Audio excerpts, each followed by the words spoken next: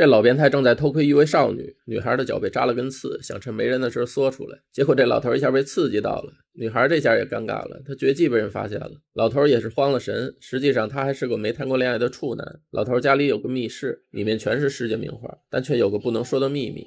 这守财奴一生只喜欢2样东西，古董和钱，对女人根本不感兴趣，就连生意伙伴都是男的。可这天他却接到个陌生女孩电话，他说父母去世后留了一屋子古董，想请老头过去评估下。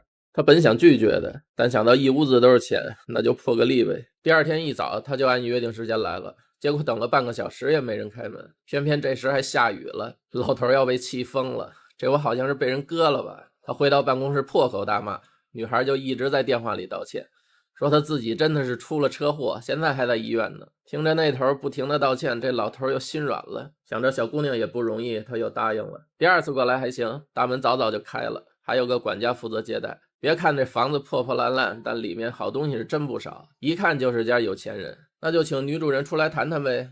管家说真不巧，丽莎昨晚又发烧了，今天还在输液呢。老头一听又不爽了，这不是自己又被割了吧？不过好在这时他在地上看到一零件，他趁管家不注意偷偷藏了起来，就当是给自己个补偿呗。不过这东西可不简单，他马上拿给这方面专家。尼克是他老熟人了，擅长修复机械类古董，他看了半天也说不出个所以然，但肯定是个老物件，绝对开门。这让老头更好奇了，你说这家到底啥身份呀？古董就随便往地下一丢，看来有必要再去会会了。他给丽莎打电话说，你让我评估没问题，但咱总得先签个合同吧，不然我做了一半你反悔了咋办？女孩一听也是，那你就明天过来边统计边签合同呗。结果忙了半天他才发现女孩这次又没来，老头彻底的怒了，他在电话里把对方臭骂一顿。哎，不对呀，这电话里怎么也传出咣当一声？他意识到对方就在房子里，只是不想见他罢了。怎么着，你当自己谁呀？没听过三顾茅庐那故事吗？老头越想越是生气，但找了半天都没发现。不是你求我办事又不见面，还真想白嫖啊？他一气之下撤了所有工人。可晚上尼克这边却带来个好消息，他在零件上面发现个署名，是18世纪的机械大师。老头也瞬间眼前一亮，这人他熟啊，当年自己毕业论文写的就是他。看来这栋别墅里的秘密还真不少，想着能够大发一笔，老头找到管家，他想知道女孩到底为什么不肯见他。可这问题管家也回答不了啊，因为就连他也从来没见过女孩。听说10年前丽莎得了种怪病，据说是不能出门也不敢见人的病啊，有病那人之常情啊。回去后老头就主动联系了女孩，在他诚恳的道歉下，丽莎同意了继续合作。这是老头第4次过来了，但两人依然只能隔着墙讲话，就连签合同都是从门缝塞进去的。要不说越好奇的东西越让人惦记。老头想从随眼里看看，结果却发现女孩正看着他，老头也尴尬了，他谎称有事急忙溜了。为了方便过来统计数据，临走前管家还给了他把钥匙，说以后这里你随时都可以来。怎么个意思？这不会喜欢我了吧？这老处男哪里经历过这种事儿啊？他让尼克帮自己分析分析，这半辈子都过去了，是不是该成个家了？小伙一听就眼前一亮，这事儿我熟啊，你得这么办这么办，最重要是要学会欲擒故纵，先吊吊对方胃口。结果几天过去，一点动静都没有，丽莎就连电话都不接了。老头越想越觉得不对，尼克出的都是什么馊主意啊？他决定还是要相信自己，主动出击。第二天老头买了一大堆日用品，可才进房间就看到地下一堆血，一种不好的预感涌上心头。他急忙拍门呼喊女孩，丽莎在里面也十分惊恐，她说自己把手割伤了，管家也不在，不知道怎么办。老头一听就急了，这得去医院呀！但女孩怎么都不肯开门，显然这个自闭症还没做好见人的准备。老头是既担心又好奇，你说丽莎到底长什么样啊？虽然尼克不怎么靠谱，但老头又厚着脸皮过来请教。他说丽莎要是个丑八怪咋办呀？啊，丑八怪？你自己约的炮含泪也要打完。老头有点想撤，可这时电话响了，是丽莎。他说今天谢谢你能过来看我，并向老头表示了歉意。哎，这女孩声音太温柔了，怎么听也不像个丑八怪，但还是要确认一下比较好。这天老头过来送清单，完事后他还郑重其事向女孩告别，又弄出了很大动静。但老头没走，他偷偷躲在雕像后面，想看看丽莎到底长啥样。没会儿房门开了，女孩小心翼翼从里面走出，她左顾右盼，伸了个懒腰，老头这口水都流出来了。丽莎竟然这么漂亮，他拨通女孩的电话，在趁她回房的时候又偷偷溜走了。他迫不及待把这个好消息分享给尼克，因为明天就是丽莎生日了，老头想知道送女孩什么好。这我熟啊，不知道就送花，准没错。老头照做了，可这天丽莎好像来大姨妈了，冲着他就是一顿国粹。 You're trying to cheat me me, Mr. Oldman. It's all to your advantage. You're a fucking thief.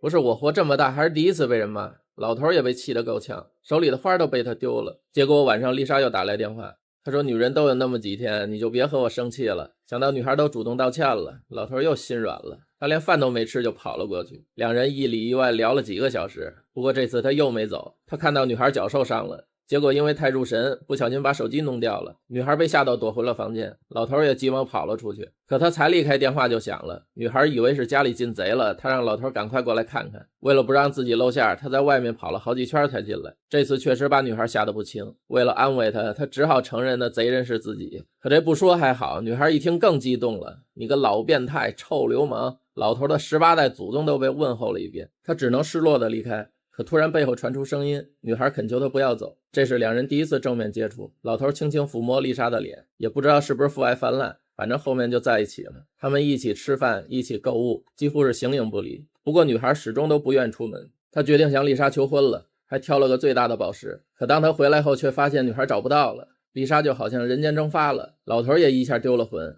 他召集好友找了很久，但始终都没有女孩下落。尼克认为对方有病，不可能出门，他怀疑是不是躲了起来。老头一想也是，这房子这么大，说不定有密室呢，会不会不小心触碰机关掉进去了。他和管家把别墅翻了个底朝天，没想到真就在地下室听到了女孩的呼救，两人紧紧拥抱在一起。为了不让丽莎再次受到伤害，他想把女孩接过来，可如何让对方出门却成了难题。尼克说这简单呀，不行你试试苦肉计呗。果然到了晚上，老头被人抢劫了，这戏演的是真逼真呀。他拿出手机向女孩求救，看着奄奄一息的老头，丽莎也终于冲了出去。经历了这件事后，老头也确信自己遇到了真爱，他把女孩接回家，还把自己的秘密分享给她。看着满屋子的奇珍异宝，丽莎也被震惊到了。老头说只要你喜欢，他们都是你的。两人又紧紧拥抱在一起，看来礼物真是能包治百病啊。有了爱情的滋润，他也决定退休，想把自己有限的时间都留给女孩。他主持了最后一次拍卖，也宣告了离开的消息。好友向他表示了祝贺，分别前还送给他一幅画。然而等老头开心地回到别墅，却发现丽莎不见了。他以为女孩只是出去了，便准备先把画放回密室。可当他进来的瞬间却傻了眼，满墙的名画都不翼而飞，这可是他一辈子的积蓄啊！偌大的房间就只剩下一个机器人。 There is always something authentic concealed in every forgery. I couldn't agree more.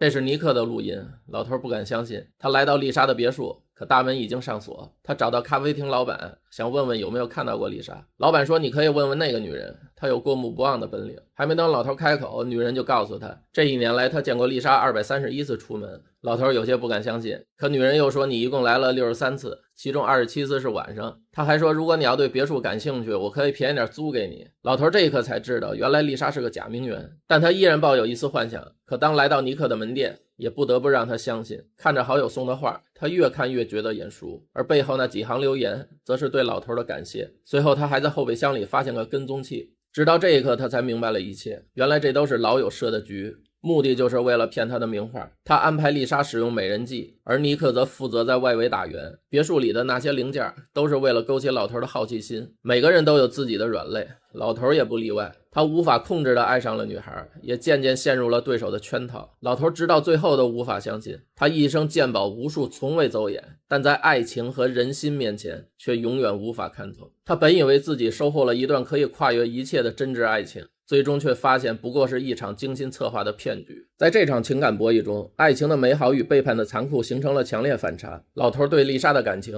从最开始的好奇到后来的全心投入，每一个阶段都是纯粹的。他甚至愿意为了爱情放弃自己钟爱的事业，将自己的一切与爱人分享。而丽莎则利用他的感情，击碎的不仅仅是他的财产，更是他对爱情、对人与人之间的信任。